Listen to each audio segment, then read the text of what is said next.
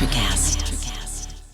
Why wait to see if you'll get something you like this Valentine's Day when you can go to BlueNile.com and find something you'll love? Whether you're looking to treat yourself to a little winter sparkle or show a galentine how much you appreciate them, Blue Nile offers a wide selection of high-quality designs, expert guidance, and free 30-day returns for the ultimate peace of mind. You can even design your own jewelry. Right now, save up to 50% at BlueNile.com. That's BlueNile.com.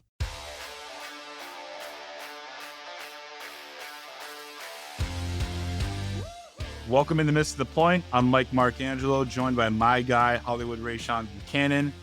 Today we're talking the Celtics, Jordan Walsh, NBA Cup, and the Bruins' pathetic offseason.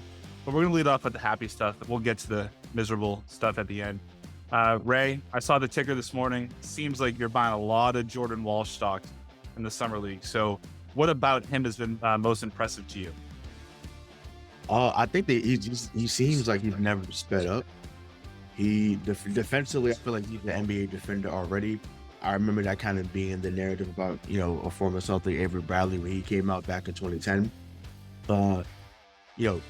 Defense is hard to teach. And, obviously, most of the players are worried about their offense and getting their numbers and, just basically how can they look like the guy from day one. He's really rooted and committed to being a guy that is havoc on defense. And with the losses they've had recently, obviously, of losing Smart, losing Grant, they need guys that are going to be in that role. And once again, not necessarily be what Smart and Grant were, but, can you be tenacious on defense? Can you guard multiple positions on the court? And that's what he's been able to do. So, once again, the offense numbers have been awesome, but I've been impressed with how great he's been defensively. And once again, what I'm about to say is not something that shows up in the stat sheet. It's not something that's a sexy thing to talk about. But when they're on a fast break or when they're retreating back on defense, he fills the lane perfectly every single time. And I can't understate whatever word you want to use. Like I can't mention enough how much that's going to be a help to Jason and Jalen when he's out there with them. I think he's going to have moments. He's out there with them. We'll talk about that shortly. With some other new additions, but yeah, he has showed up and showed out so far in the Summer League showcase. So I'm hoping that it translates over to the regular season. Yeah, and I guess in your opinion, do you think that he's a fit for a team that seems hell-bent on just jacking up threes? Because his shooting, he doesn't have the touch that, I'm sure he'll develop that, right? But do you think he can carve out a niche for himself on this team? So I think we talked about balance, right? I think that we talked about that the last couple episodes when, you trade for Porzingis, you bring in Brissette, you bring in some other guys that, is going to look different on the team. It just is. He's a slasher. Yes, he is not afraid to shoot the jumper. He seems like a rhythm guy. So basically, the more shots he gets, the better his is going to be. Which is the case with most players, but I mean, like some players get 6 or 7 shots and go 5 or 7. That may not be the case with him. I think he may need 10 shots a game. Obviously, he's not getting that in this and on this team, and that's fine. But yeah, I just think that the way he fills the lane perfectly. He's very good at cutting to the basket. And once again, I know that's probably why DK will like him at some point when we, talk Celtics later on in the season. But yeah, I think you have to have that balance. So when he's out there, can he fill to the corner or build to the corner and shoot a corner? Sure. But can he also dive to the basket when they see someone, doubling Jason or doubling Jalen? And I think that's where he's going to be used most. And that's where I think he's going to be able to see the floor the most, is because he's going to be someone that could cut through the zone and get to the cup. Do you think he's actually started a competition between him and Brissette for Grant's former role? I think that based on, and now it's early, right? It's just Summer League. I get it. But it feels like there is a groundswell amongst Celtics fans that think that he could play, I don't know, 12, 14 minutes a night and actually have meaningful minutes. That may have to happen. I mean, once again, I just seen a report that they're without the Delano Benton signing, which is the guard they got from Toronto last week. They're about 4.3 million underneath whatever that second apron is. I don't know how much money that is before they go over, but either way, once that signing of Benson becomes official, they'll either be right at the second apron or right under. So there's not many moves that are happening that they will be doing unless they use that trade exception that they got in the Grant Williams deal to Dallas. So yeah, I mean, I think that if you can get 12 to 15 minutes, and that would be a steal at this time. Jason and Jalen should be playing 35 more minutes until the playoffs. And I know that that's not going to happen, especially with Tatum. With Tatum, he barely misses games, if at all, and he's a throwback player in the sense that he wants to be out there for all 82s. That's just sometimes to his own detriment, but he just wants to play. So I'm not going to knock him for that. So I know I'm going to say, "Oh, that's crazy." You play 75 games, it's okay. But it's like, no, y'all, we can't have it both ways. We can't say, "Oh, like, you get mad at Kawhi and other players for doing load management," but you get annoyed in the same breath with Tatum being someone who wants to be available. But needless to say, I think, yeah, Walsh, like I said, if he can carve a niche on this team defensively, uh, and even just have hit a couple threes a game like Grant did when he did play, okay. Yeah, I think that's something that they need to look into, and maybe not 12 to 15, but maybe 8 to 10 minutes a Yeah. night right now. And then, obviously, if you need to have him maybe do a spot start or whatever. He seems mature. I don't know if you've seen any of his press clips after in summer league games, but yeah, he seems very mature. For a 19-year-old, just like Tatum was when he got here. So they actually have the same birthday apparently.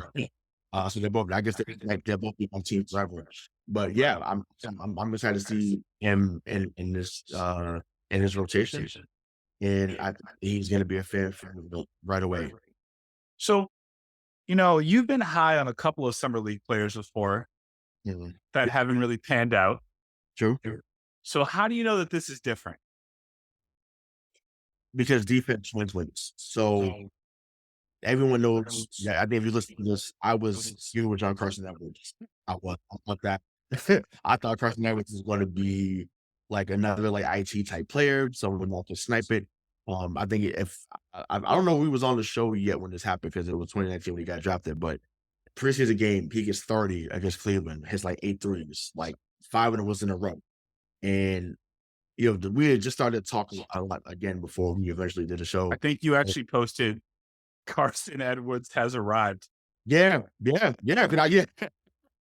the stock was through the roof. Like I was buying houses. I was, I had the campaign posters ready. Like I was leader of the bandwagon. And it's unfortunate because I thought that he could have been at least a decent pro, someone that could have been like a microwave off the bench. But he was a liability defensively, and then he was a super streaky shooter. So if he didn't hit his first or second shot in the game, he essentially was out of it because he wasn't going to give much effort on either side of the basketball. But needless to say, I think with this guy here, him being 6'7", 6'7", 6'8", with a 7'2" wingspan, I just feel like defensively, he's already like, okay, I know enough to get to my guy, but then come help on the post if I need to, and then get back out to my guy. So once again, not to bring up old wounds, we saw it in game 4 against Philly. What does Jalen do? Or what did he do that he should have did? He caves into to Joel Embiid when him hitting a 2-pointer doesn't kill you. He doesn't build back out to Harden quick enough. Harden hits the 3, it's game over. Philly ends up tying that series. So what I've seen for Jordan Walsh so far are that I feel like it's different from what they've done in the past. They just got a guy that can defend. And once again, you need 3-and-D guys in this league. Once again, the guy on the championship team, Posey, James Posey, yep. That's what he reminds me of already. Once again, that could be, oh boy, that could be out of control. But once again, just defensively, he reminds me of Posey. And once again, Posey wasn't getting 15 a night. He was getting maybe 7 to 8 points a night. Fine, cool. We don't need the offensive. Defensively, that's what he reminds me of right now. Some people were doing like Jeremiah Rich and other stuff. I'm like, I think that's a lot, in my opinion. But he's definitely competitive. I saw that. And listen, anytime that you can beat LA, I don't care if it's Summer League, I don't care if it's at the park, I don't care if it's at crypto.com. Beat LA is always at the forefront. So he had his best game of Summer League against LA yesterday. or whatever that was, or 25 points, 8 rebounds, 3 assists, I was like, "Oh, yeah, baby, let's get it." And remember, you and I had the same convo about Tatum, you know? I was like, Tatum game 1, I think when they played, I remember him, like, 27 points, and I was like, and I got flack. I said, "Yo, he's an NBA scorer right now." "Oh, it's summer league." I said, "When you're that tall and you move that well, I'm telling you," I said, "Right now, he's an NBA scorer. He just has to go out there and be healthy and do it every night." And once again, 5 years later, the man's a top 5 MVP candidate, getting 30 a night for the first time since, this legend named Larry Bird. So, it's just like, once again, you get that side of the spectrum, and then, yeah, you get the Carson Edwards, you get the Tremont Waters, and it's like, just a quick aside, that 2019 draft, man, it's tough, right? And they're all gone, right? So, Grant Williams, Carson Edwards, Romeo Langford, and Tremont Waters, right? That was the draft right after Kyrie, and, I think that, fans were looking to see if they were gonna add more talent at that time, and, for it to be 4 years later and nobody from that draft is there, once again, Danny did really well when he drafted in the top 10, but when he had bottom first round to second, round picks, they didn't play out too well, and I think that, those could have been part of the core going forward, but I think because they were so hell-bent on getting character guys in the locker room, which Grant was a locker room guy. Romeo was pretty laid back and chill. Tremont Waters was a real character guy, and I think Carson Edwards would have been too had he panned out. So that kind of set things back. And then they kind of get back on the track with Neesmith and Payton Pritchard, but actually Neesmith is gone. So that's kind of hard because now it was a ripple effect to what's going on now, right? And though Right. so it's panned out, you're not at the second one because those guys would have been on rookie deals still contributing, but because they didn't pan out really, now those guys are gone, and now you're picking and choosing who to pay, what's to give away, and you're filling out your roster with minimum contracts. So I want to ask you something that I didn't put in the rundown, but it's been on my mind all day. Horseshoes, your friend Brad Stevens, GM, was speaking at in Vegas. I think it was last night. We're recording this on Thursday, so he said it on Wednesday. He said that I'm paraphrasing here, that the departure of Marcus Smart will allow for other members of the team to develop. Who is he talking about? And why? And I want you to convince me that he's not talking about Jaylen Brown and Jason Tatum, because I think he is. So I think the lazy take that people would make is that he's talking about them too.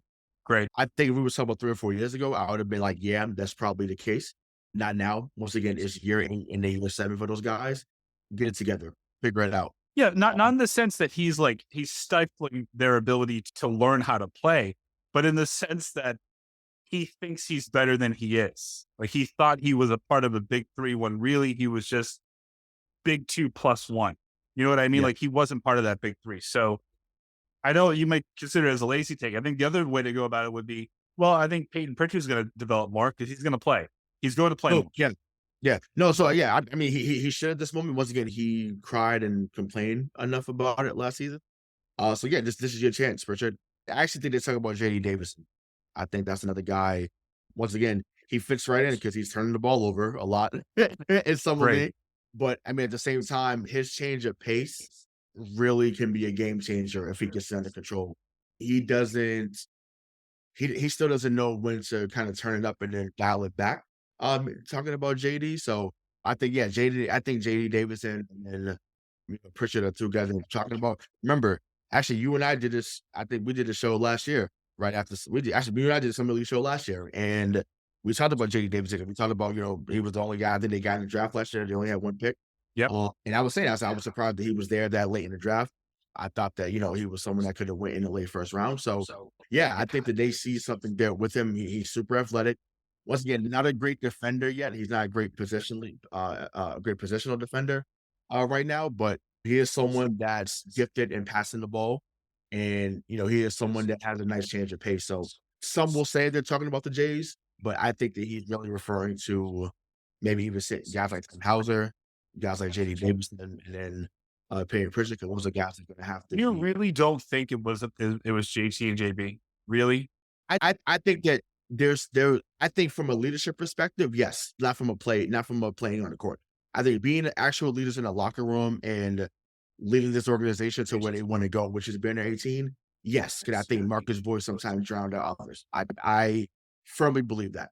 So yes, now it's really on their shoulders. Me, David, and Bobby talked about it mainly falling on JT's shoulders, which is true. But yeah, it's him and JB that now have to take the reins as being the vocal leaders in that room. So yeah, I'm sure that he's had conversations with Brad with them about what they do and what they're feeling they need from the team or the team needs from them going into the future. But yeah, I think once again, Brad he definitely speaks in riddles like the Joker. But, if you read in between the lines sometimes with him, like, we know what he's getting at. But, yeah, I do think, like I said, from an on-court standpoint, it's the guards, and then once again, in the locker room, it's the 2 J's taking over and making sure that they, lead not just by example, but, with their play as well. And I don't know if we've talked about this on the show before, but isn't it like, don't you find it funny, or actually I find it awesome that Brad Stevens had this moniker as a coach of being like an easy come, easy go pushover. Mhm. He's kind of a ruthless GM. Like he just makes the moves that Danny was afraid to make Yeah. later in his career. Do you think he's a better GM than he was a coach? Yeah, yeah. Listen. I love Brad the GM. Once again, people have faithfully listened to the show. Know that I have called him horseshoes. I have called him many names, but Brad. And I love him as a GM. Once again, and the first move, his very first move was trading Kemba for Al Horford, bringing him back, right? And at the end of 16th pick. Uh, Now, dude, my only indictment was unfortunately that pick turned into Alfred Sengun, who has been killing it in Houston, who I think is baby Jokic. But I mean, once again, you can't have it all, so Right. it's okay. But other than that, yeah, he's been phenomenal. I think that he doesn't get attached, and I think what helps him is that because he was the program at Butler, when you're recruiting, you're getting new people all the time. There is Right. no you can get attached. I mean, I know you got Sheldon Mack and, Gordon Hayward. Those are the 2 guys that come to mind right away. But, when you get those guys, I was like, okay, you get attached to those players, but hey, another year, them guys are coming in. So I think that's where his mindset is still there. And yeah, he's not afraid to shake things up in order to make, the definition of insanity. Once again, Bobby says it on the show all the time. The definition of insanity is doing the same thing over and over again and expecting the same result. So, Different um, result. it was time. Yeah, same result. Yeah, it was time. So I love that, he's been committed to, making changes if need be. And I hope that he continues to have the green light, as he said, to make any moves necessary to bring Brandon 18 and 19 and 20 and so on and so forth. As of when we're recording this is Thursday, July 13th, Malcolm Brogdon's still on the team. Now Yes. we know that Brad tried to trade him. Yep. So do you think he'll actually be on the roster come October, November? And if so, how does he prevent this from being, a little bit like the Ray Allen, Danny Ainge situation from back in the day?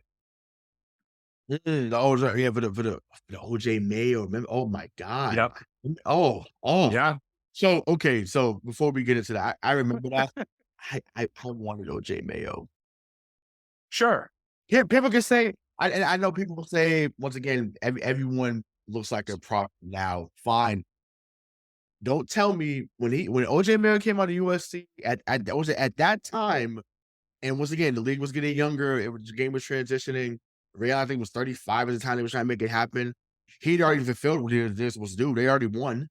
So I was thinking about, okay, now you build the next era that when Paul and them leaves, we're still going to dominate. That it happened, obviously, OJ Mayo got into some foolishness and whatever. But I think that you say, hey, it is a business, but we still think you can contribute to us winning. I do think that he'll be on the team come October. I do think that he's gone by the All-Star break, though. I do think that they figure something out to put him in a decent situation where he's still able to contribute to winning. I'm sure. Like I said once again, I think that that's probably Brad's strength. That is talking to people and giving that having those type of talks. So yeah, it's going to be difficult because I mean He should have. His feelings should be hurt. I'm not going to say and act like, oh, because you're making millions of dollars, you shouldn't be upset. Like that argument is it's so insane.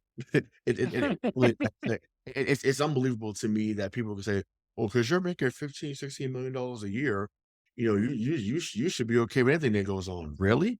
I said when people get traded, they have to take the kid out of school. They have to maybe find a new house.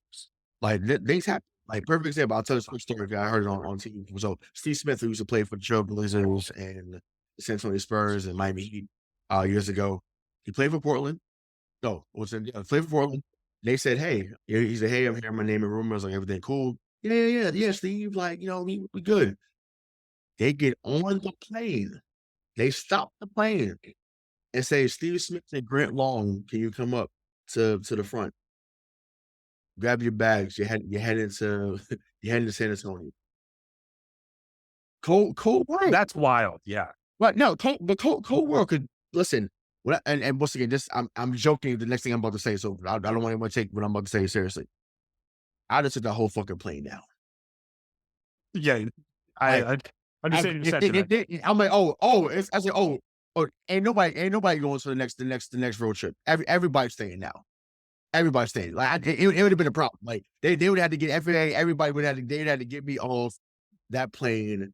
Like it'd have been crazy. I mean, San Antonio is not that much worse than Portland. Sure, no, well, but see, but he's like, but I ended up winning a championship, and I'm like, right. So in the end, it was like it worked. Because he got a championship, he's able to end his career with a ring.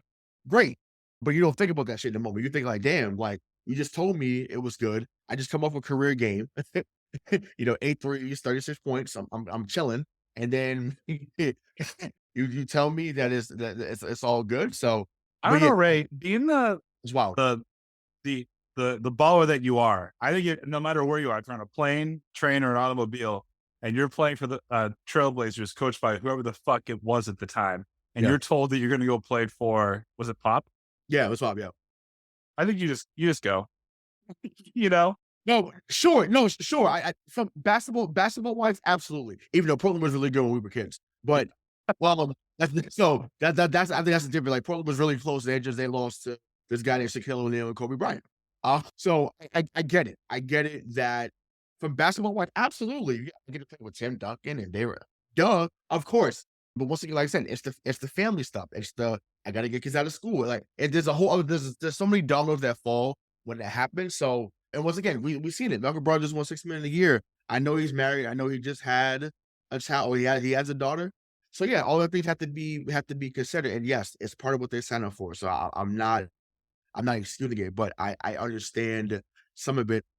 And I did have a family member that played in the NFL, also coached in the NFL. So I get it. It's a lot. So it's just it's a lot. All right, but they got to talk to him though. Let me answer your question. They got to talk to him.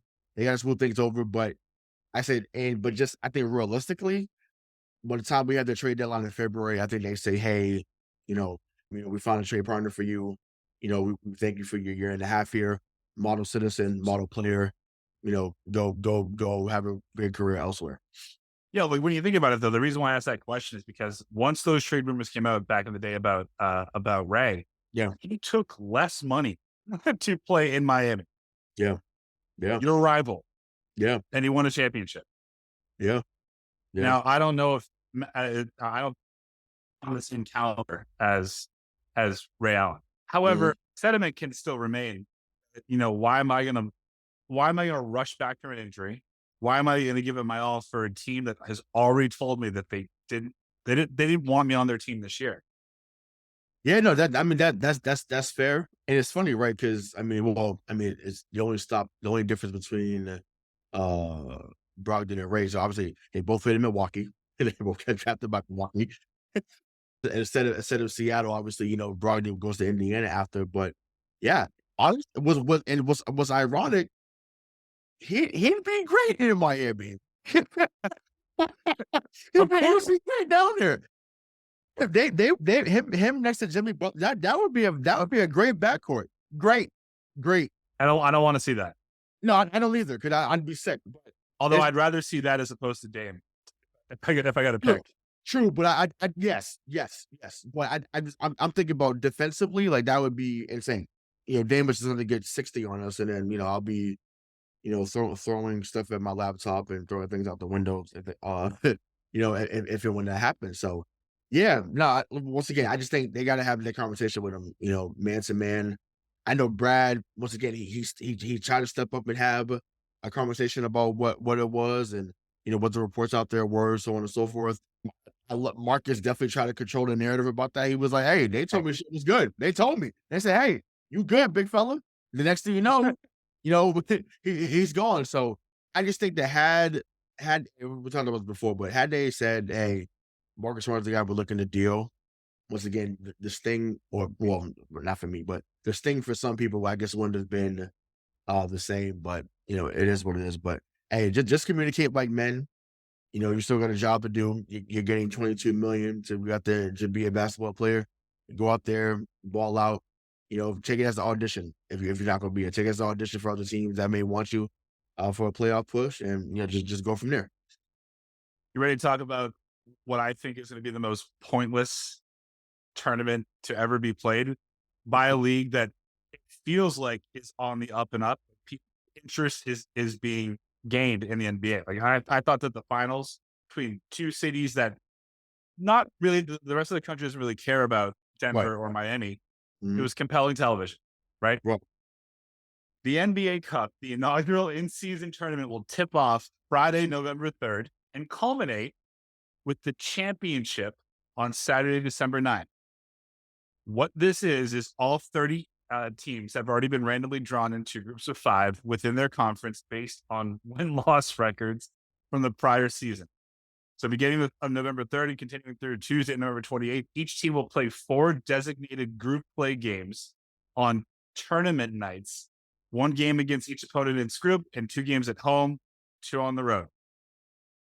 Essentially, this is just a way, I think what the NBA is doing is trying to make sure that people are interested in the league, through Thanksgiving, Christmas, that type.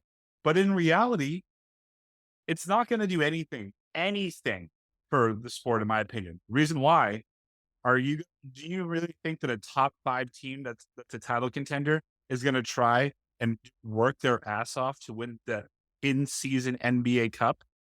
No. You think the Lakers are going to play LeBron James for 48 minutes and no, come on. Absolutely. Come on. So if they sold it as like a G League showcase, that whatever team won off the G League showcase, those guys would get a contract, that would be dope. That would be cool to see. I'd buy into that and see that, but that's not what's happening. Like Tough Enough, the NBA. You said what? Tough Enough. Yeah. Yeah. Shout out to Maven. But yeah, so Undertaker, if you're listening, don't turn in. But yeah, I just think, Adam Silver is doing everything but what he needs to do. I know they have a new anti-flopping thing too, which people like Marcus Smart and Joel Embiid are going to be penalized the most because they flop the most. Once again, that's not an opinion, that's a fact. But yeah, I guess now reading after what you wrote, when we had our meeting earlier, at first I was open to, I was like, okay, maybe a little something different. But yeah, but once you broke down the details to us earlier, I was like, yeah, this shit is trash. But once again, if once again they're gonna do it like this, what's the same thing with the play? I thought the play was wild. The play is not going nowhere. Like I thought that was playing is awesome. I thought it was a bubble thing. But I was like, they've gotten too many good moments already from the play-in. Tatum's 50-point game, Steph's 50-point game a couple years. Like they're not, that's not going now. They're going to make sure that stays. Fine, whatever. I wasn't in love with that idea either, but it's luckily they lucked into that working for the time being. Great. The only change I would make in this regard is during the summer, so teams like, I don't know who finished last, but teams like Charlotte, I'm trying to think who else was really, really terrible. That's all the time. Yeah, I can't even think of somebody else that was awful. But teams like Charlotte, Indiana, like teams that First. What the Clippers didn't make the playoffs? Spurs. Oh, Spurs, right? Spurs, yeah. So those teams, right? So have those teams play a tournament in the summer, or even during the season, whatever you want to do during the season, whatever. And those teams, whoever wins that tournament, they get the number one pick. Yeah, and whoever finishes, so if you're second place, fine, you get the second pick. If you're third place, so I think that would be that, because the draft lottery that they draw out when they already know who's fucking winning it is dumb. But I get it, because ESPN has the licensing rights. I get that. I'm not trying to change it. ESPN, y'all can still put this on your television. I just think, to me, having the worst teams get together, play out for the number one pick, or play out for the top 5 picks, I think that would be sensational. So I love that idea. Love it. I actually wanted to talk about what we could do to make this more interesting. But just so everybody knows, the winner of this tournament, mm-hmm. the winning team, the prize pool will be allocated to the players on the teams that participated in the knockout rounds, with allocations increasing depending on how far a team progresses. What that means is, to the winning team, each player gets $500,000. Now, that's a lot to us. Not really that much. So let's once again, for sake of conversation, obviously we're not talking about the Hardens, LeBrons, Tatums, Steph Curry. We're not talking about those guys. The teams that will probably win the championship. Right, correct. But correct. But think about a player like J.D. Davidson, who's on a 2-way deal. Great, I don't know, but think about what $500,000 can do for him right now.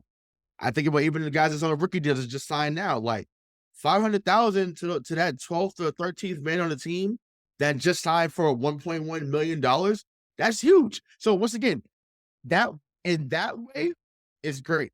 I say bumping up to $750,000, but yeah. Like half a mil is not bad, especially when you're giving so much away, either to taxes or to your agent if you have one, or to the escrow in the NBA. So I get it. But yes, on the surface, and I think we'll see it unfold, once we get to November. I don't think that it's going to get the traction that they think it's going to get.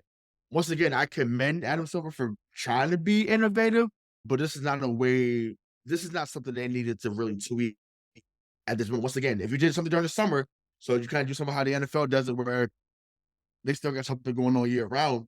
If you want to do that, you should just do that shit during the summer. Like, they could do it around July, which is now, right after the Summer League. It's like, okay, bam, for 2 weeks at the end of summer, we'll have these tournaments. Like I said, winner gets the $500,000, winner $500,000 per player, whatever. And then, like I said, the winner gets, the number one pick. Second team that loses in a championship game, second teams that were 34th, they get that, and then whoever's last get the fifth. So make it like 10 teams or whatever. I think that would be huge, but it is what it is. 2 things I think I would do to make this more interesting is the winner of the tournament is at the very minimum guaranteed to be the second play-in team. So then, by default, the rest of the conference is going to fight harder, because maybe people will fall, maybe people will rise. Who knows? Or if you win it, and obviously like this, you can do it one of 2 ways. If you don't want to have it lottery protected, you say the winner of this tournament gets an extra 30% more lottery balls to be thrown into the lottery for the draft. So then you could have a good team with what if the Golden State Warriors get the number 2 overall pick after going to the NBA Finals? Like, that's wild. So think about today. Obviously, they only got to the semifinals this year, but yeah. So perfect example, right? Think about say if this happened last year, right? And Denver had won, right? Or they won the championship, but they had won this tournament or whatever, and they were able to get one by like game fucking over, ball game, right? Ball game, like it. I would only be watching the Celtics, because I'm just like, there's no need to even worry about who's gonna win again, because like Jokic and that would be crazy. Or had we won and then we can get Brown, Tatum, and Wembanyama, let's go, cue the dunk balls. Like, that would be insane. So Yeah, I mean, once again, they're gonna have to see how it unfolds, but I like that idea about getting more ping pong balls. Once again, I'd like to up it up to 750,000. So once again, I don't care who it is, 750,000. And once again, a lot of these cats got charities. They got charities. Some of them on child support. It works. It works. It works. So it's just like that could be that money. That could be, helping out with scholarship funds, whatever it may be. Like there's plenty of things that could happen with that money. But yeah, I mean, once again, I don't know how it's going to look, but I said on paper, on the surface, it doesn't look like it's going to be a great idea. But once again, us as fans, we don't love change, but we don't like change that we don't see what the intended outcome is going to look like or how it should look like. So I thought we gave. I think those are great ideas too. I don't know what they're doing right now. Could you run me through real quick before we talk about the Bruins, their terrible offseason? Can you run me through why it would be a bad idea to just guarantee the winner of that tournament a spot in the play-in? How does that hurt the league? So what if that team went like 25-57 though? Then the other 9 teams that are vying for the playoffs to win more games. No, I know, but I'm saying, but that's the only issue. Like that makes sense, but it's like once again, if a team, like everyone's not gonna be OKC, right? Everyone doesn't have it. They don't have a say Gilgeous Alexander. You don't have a Josh Giddey. You don't have a Lou Dort. You don't have those players. So to me, it would suck if they won that. And then once again, you win 25, 30 games. It's like, well, this is not 1984 when the AFC had won 30 games. Yes, I'm talking about the Bulls. So for those that get mad, yeah, it's real. It's in the documentary. They were 30-52 and they made the playoffs as AFC. That's fucking wild. That should never happen. That never. Let me just ask you a question. I don't care what 30 wins should never get you into any type of playoff ever. Let's just say that this tournament happened last year. The Spurs won it. They drafted Wembanyama, and now they are in the play-in this year. Would you want to play Pop with a rejuvenated young all-star and whatever he's going to put around them in the first round or the play-in? No, he'd take a team 6 with he'd take a team 6 or 7. Well, maybe at 7, but he just needs 6. One. He just needs one to play in. Yeah, just need one game. Yeah, and once again, we've seen it. I mean, we've seen a little bit of it the other night. I forget where they played, but he had a bad shooting night, meaning Wembanyama. He had 27 and 12. And I had a bad shooting night. 27 and 12 on a bad shooting night. Missed a lot of free throws. Like the dude is he shouldn't. There's certain thing that you should not be able to do on the basketball court being that fucking big. And he's able to do it all. Well, yeah, no, you're right. I mean, they would have gave Denver fits this year. So I think about Jeremy Sohan, who's on that team, who's looks like a young Rodman. And I know you're a fantasy. I know it's but yeah, Sohan, Keldon Johnson. Yeah, I mean, yeah, they just the play-in. We're not saying it's going to be a layup game against the number 1 seed versus. But it hasn't been though for teams. Look, the Heat was a player. They lost to Atlanta, and then Toronto had them. I mean, not Toronto. Toronto wasn't there. They lost, but Chicago had them on the ropes, and then they went on this run. So it's like, I mean, I guess you just have to get into the den. I guess that's what this is for. That's why they're doing that. Just a chance, and then you go from there. But yeah, I mean, we'll see. Maybe a scenario works out. They would have tweaked it like that. But I just would have wanted to be a 25-31 team. You would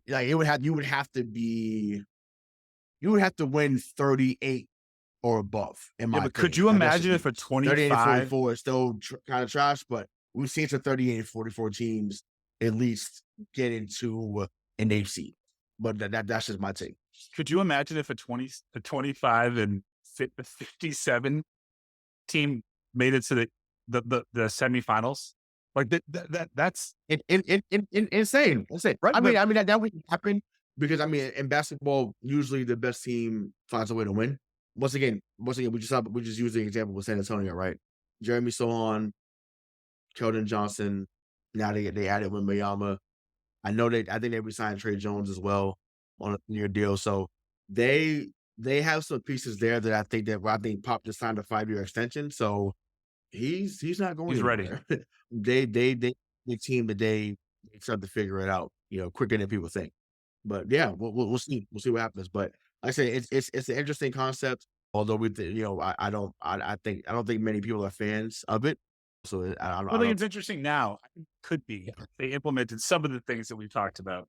Yeah, and I'm sure other shows will give some great insight to what it could look like or what it should look like. I mean, like I said, we just have to see how it's going to unfold.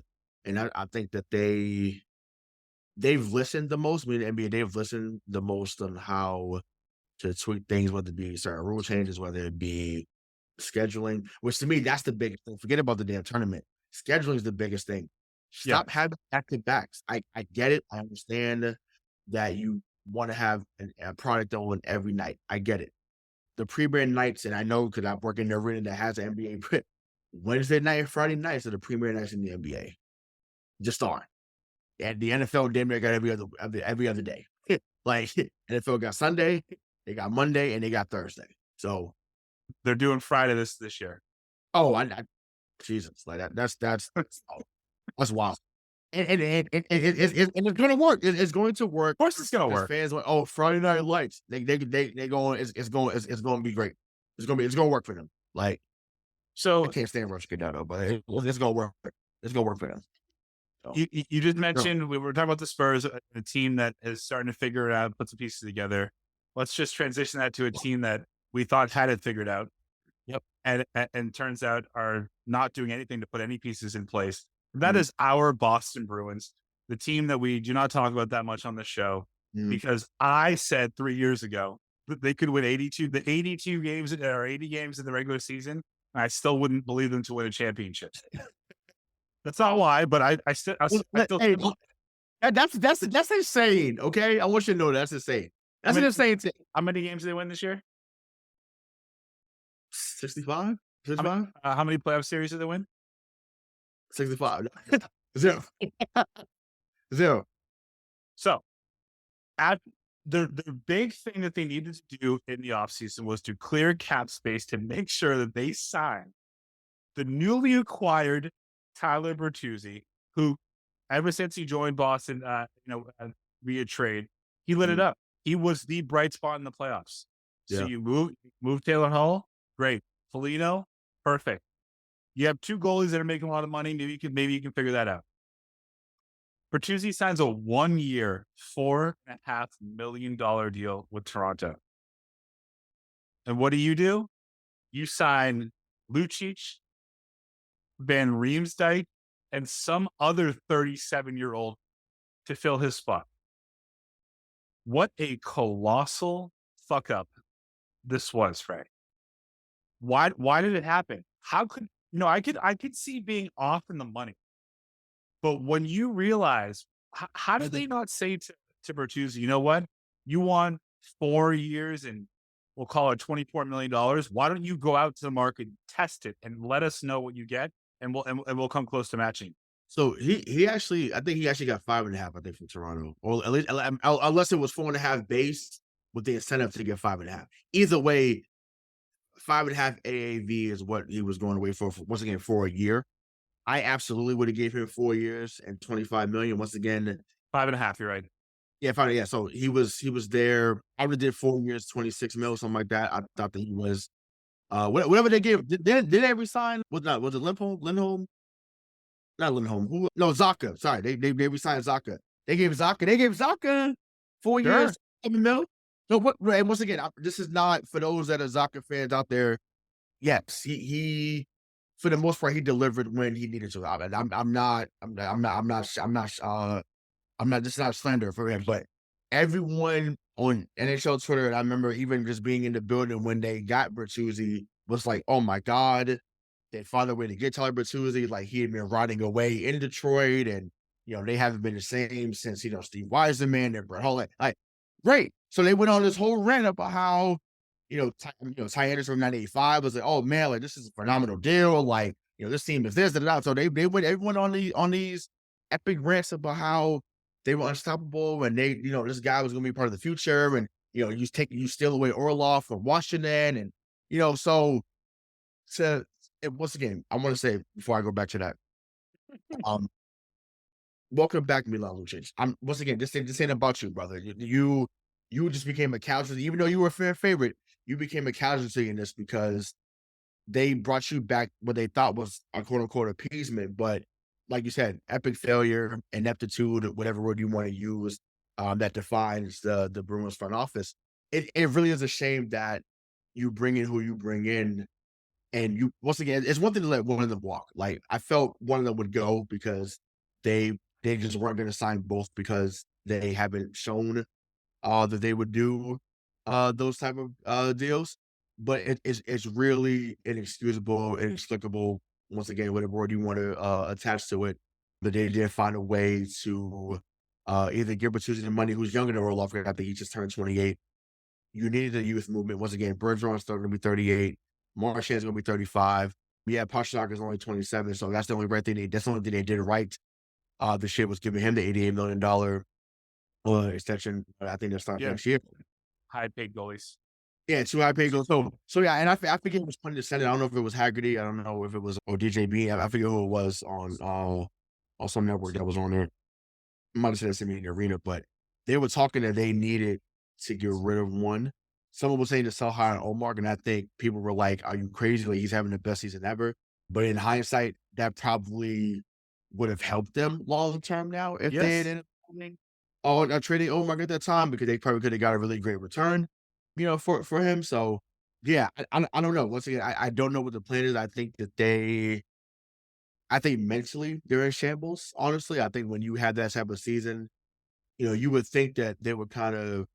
I think about what happened, obviously, when the Patriots lost in '07, and obviously, Brady gets hurt the first game, and they still go 11-5 with Matt Castle.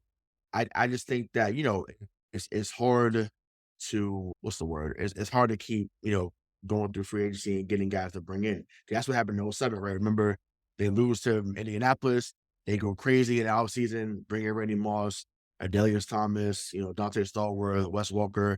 They go crazy. That's what I was expecting the Bruins to do here, where it's like, look, you got to figure out a way to bring at least a majority of the band back and then bring in some guys that are going to be impact players right now. So unless they find some guys, unless some guys that's there now figure it out during a regular season and their coach finds a way to understand their body language, like I could tell the guys didn't have it. Really? And you said, once again, the shit that some of these coaches saying out loud.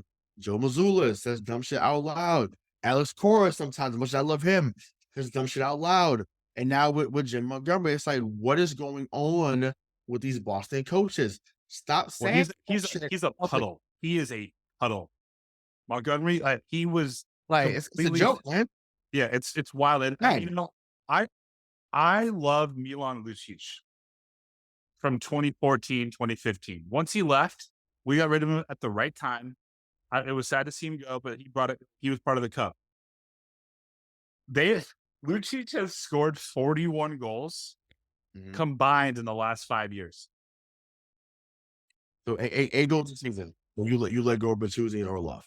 And in those 5 seasons, he's played 79, 68, 56, 82, and 77 games. Okay, so that's not awful. So he's playing all year. So he's all year. Yeah. So okay, at least he's healthy. But it's just like what are we doing? What are we doing? So Reeves, the guy from NHL 2K4, he's not on the team. That's what we're doing.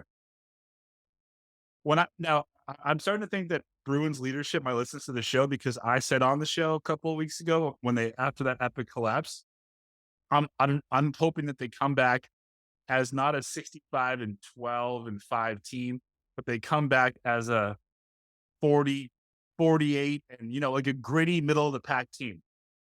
They've made sure that they're not going to be the top seed in the East this year. I promise that, because there's no way on this team, based on what I'm saying, that they can do it. They can't. I don't know. To me, it's yeah. I mean, talent wise, no. I just think to me, just from what I've seen him now that I've been watching more actively the last couple of years, I still have a long way to learn when it comes to hockey. But I watch 88 on that ice, and I say when he's on, he's a top 10 player in that league. Is he Connor McDavid? No, but most guys aren't in that league. You got to find a way to still build around him. Right. And for him to only be about to be 27, he's going into the prime of his career. Once again, hockey players been a lot longer than most. You got to find a way to maximize. Once again, the dude had what did he get 60 goals this year? He got 60 goals. Yeah, that's hard to come by. And once again, I one thing I've said is that they've had the best first line of hockey for a number of years, and they have. But that's coming to an end shortly because Bergeron has more yesterdays than he does tomorrows. So the same thing with Marchand, more yesterdays than tomorrows. Something has to give. But yeah, yes, obviously, if they're 46 and 36, Perfect. and they're like a 5 seed, and they figure it out to get at least to the conference finals, then great. One, because more money is in my pocket. Two, it means that they have a back season. So, but I mean, I don't know. We'll see. Most of the Bruins fans, we have no idea what the direction is. Whatever they're saying, I don't think they believe in what they're saying. They're just literally throwing darts at the wall and hoping that something sticks. You So, shouldn't have to throw darts at the wall after you have the greatest regular season in the history of the fucking league. yeah, ever once again, yeah. I mean, I don't know, but I just to me, when you, I don't know, I think I guess when you collapse like that, once again, I think had they lost in the conference finals, I don't think it would have been as much change as it was.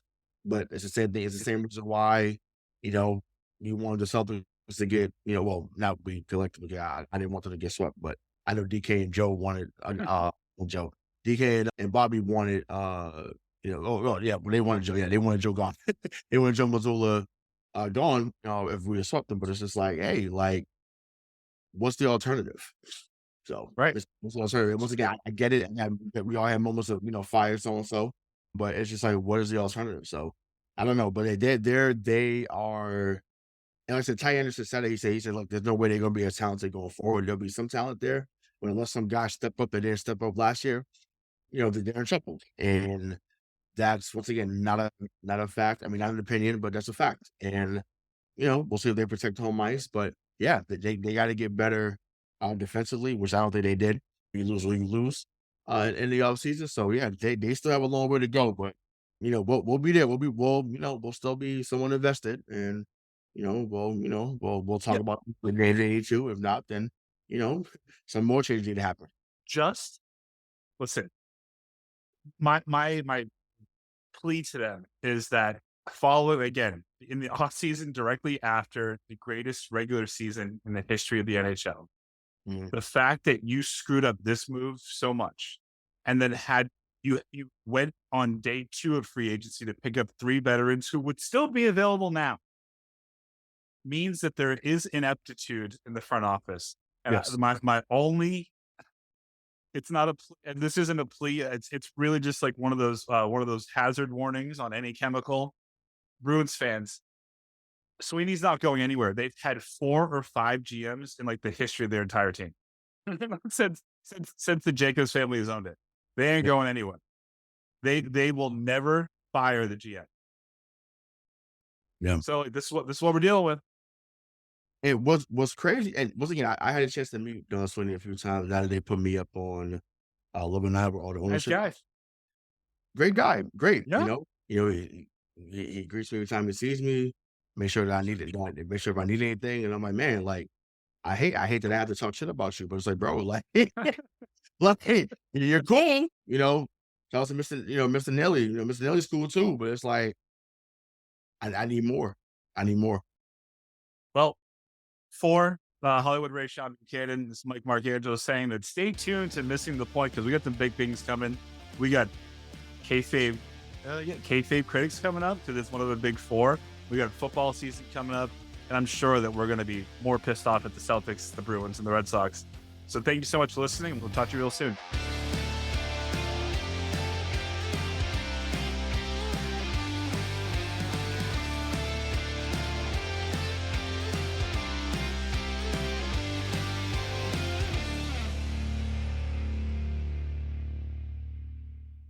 Welcome to Ringside with Ray and Prince. My name is Ray Leonard Jr. Oh, is that the shit? No, that's just my dad. My name is Prince Daniels Jr. Daniels again with a big home touchdown. On this show, we come to humanize Athletes, entertainers, business executives. We're going to see what makes them tick. Tuesdays, 10 a.m. Pacific time on Spotify, Apple, Amazon, and wherever you get your podcasts. We'll see you there. Peace and power. Electricast. Miles, are you ready to record our promo for Season 2 of the Wanna Bet podcast? David, have you ever seen a grown man naked? Miles, we're not here to quote lines from Airplane. We're here to tell people that Season 2 starts August 18th. But I like Airplane. I know you do, but Wanna Bet is a sports betting podcast. Each week we bet $1,000 on the NFL teams and games that we love. Well, that sounds like fun. It is fun. And last year you picked over 60% of your games correctly. How'd you do? We're not talking about that. We are telling people that they can find us every Friday. So no more movie quotes. Roger. Electricast. Electricast.